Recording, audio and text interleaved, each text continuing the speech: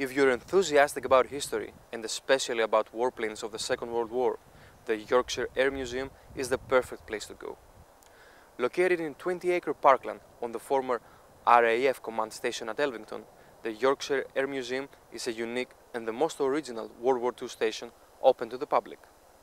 It was also the only base used by the French heavy bomber squadrons during the war, and today includes award-winning gardens, a large restaurant, over 15 top-class exhibitions, a large range of military vehicles, and 50 historic aircrafts, many of which are in working order.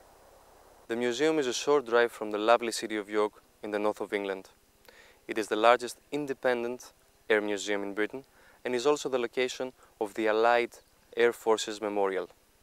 It is a great opportunity to see the warplanes and, of course, to feel the atmosphere of those golden years.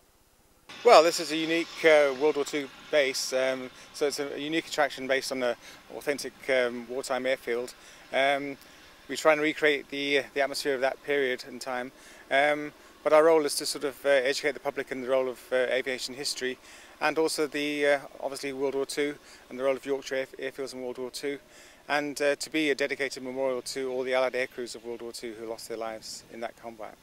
We've got quite a lot of unique exhibits, but I think probably pride of place amongst the aircraft collection has to be the Halifax bomber, Friday the 13th, which is a unique rebuild. There's no complete Halifax bomber anywhere else in the world, so it's a very unique artefact, and you do get people coming from all over the world to see that aeroplane. The legendary Supermarine Spitfire was the first British single-seat fighter aircraft.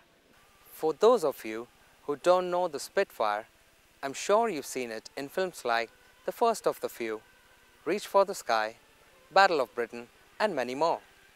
It was produced in greater number than any other British aircraft and was the only British fighter to be produced throughout the war. It's unlike every other museum I've seen so far. It's open, it's on a real air base, it's real. Why did we? More the family were interested. We'd seen it advertised and we thought we'd come and have a look. Definitely, yeah, they should come to pay their respects to the aircrew, what gave all their lives. Well, it's well maintained, well looked after. Obviously, there's an awful lot about volunteers here that do all the work. I've never seen so many aeroplanes in one spot, you know, it's very interesting. Volunteers play a significant role in the function and the upkeep of the museum. The primary duties they perform are assisting on the gate, taking entrance fees, issuing guidebooks, advising visitors on entry, and explaining various histories during their visit. They are very dedicated to their tasks and their contribution is invaluable.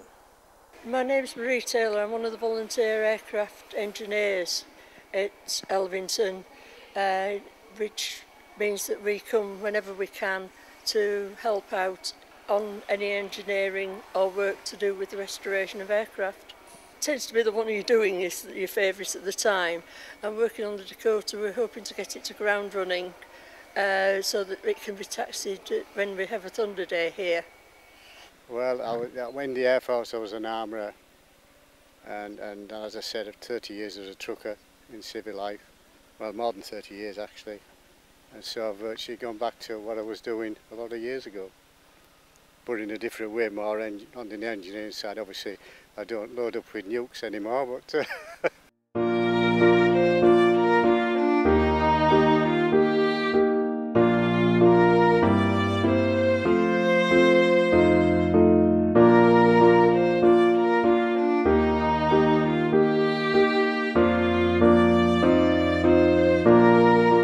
in one word, it's very emotional. Awesome. Brilliant. Fabulous. What do you think? Do you like the museum? What would you call it? It's brilliant, isn't it?